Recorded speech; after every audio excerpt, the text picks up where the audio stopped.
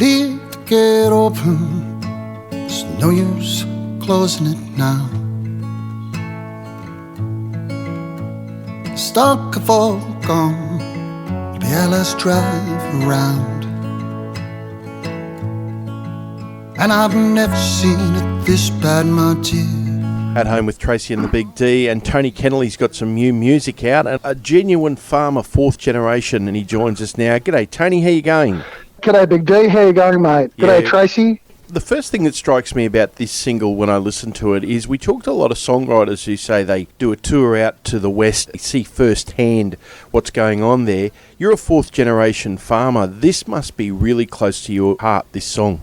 It is. It's one of those things that we sort of look at, and we've been battling drought for a fair while now, but we're in the tablelands of New South Wales, so we haven't had it as bad as some friends of mine out west. It's been horrific for them. There's a Facebook page called One Day Closer to Rain, and we've sort of been in touch with each other a fair bit and trying to, it's a bit of a mental thing, so we sort of like helping each other out, realising that we're not all alone. We're all in this together. What is something that we can do from where we are? There's not a great deal. It's just buy Australian, really. Buy Australian meat, buy Australian products. So that's pretty much it. It's one of those things that we have to do on our own, although we appreciate the Sydney people being so supportive. But it's like anything. It's now Corona took over and the fires are forgotten, the drought's forgotten. We're sort of back to where we were, but I think that if they just buy Australian, would be a great big support for us farmers, you know. Are farmers better these days at talking to each other about those sort of problems and the issues that comes with what's going on, like mental health? There is a fair bit of talk about with mental health and so forth. It's just a matter of communicating. I mean, the problem is really with a lot of farmers that we're on our own.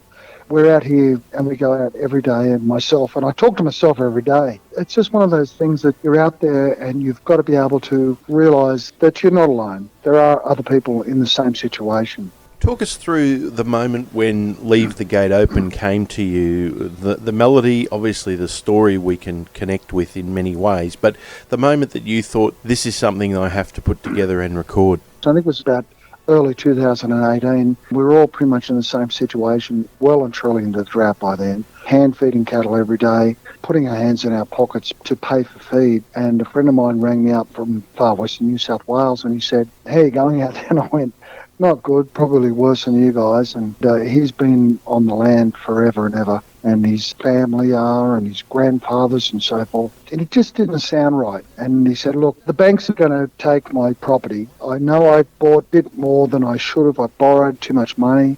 I bought the property next door when things were good, and now things have turned sour." And they sort of came at me and said, "Look, you just can't hang on to this place anymore. We have to foreclose."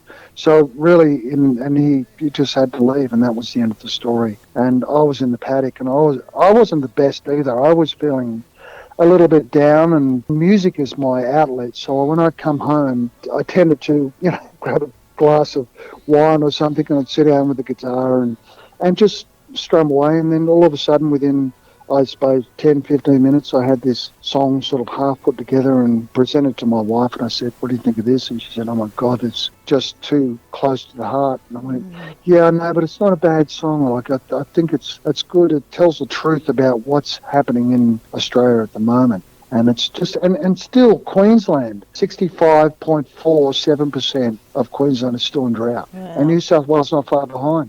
I mean, on the Sunshine Coast, I've got a daughter that lives up there in Biwa. They've had a lot of rain. But when you're talking about farming side of things and actually having to earn a living off it, a lot of people are still marginal or still suffering. You did the recording with Shane Nicholson, and then we have Michael Carpenter doing the video responsibilities. How did you team up with those two? What a great team. They're fantastic. I mean, Shane is a legend. There's no doubt about it. A friend of mine who stays here, and he pledges a bet off me every country music festival for Tamworth.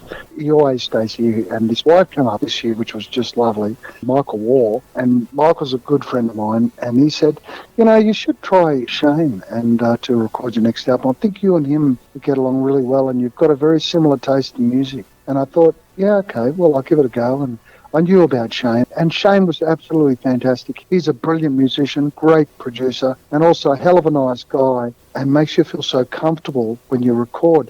I mean, with Michael Carpenter, he's as the funniest bloke and a legend. And I just rang him up. I don't know how I got hold of Michael, and I'm glad I did, because he came up here and we recorded on the property. And he said, "Well, we need a site location." And I said, "Well, our property, we've been in drought forever, so this is as good as any."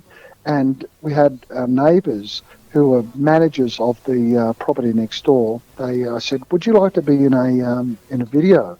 There are a couple of good-looking roosters, so we sort of included them in the video. And Sheree was just terribly pregnant at the time, and Michael said, "That's just going to look so good on the video." And I said, "It took months in the making." So it was, and he goes, "Oh yeah, good on you." You know, they were just lovely, and the whole thing came together so nicely.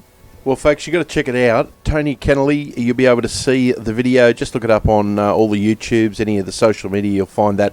Tony, great to catch up with you, and we look forward to doing it in Tamworth next year. And leave the gate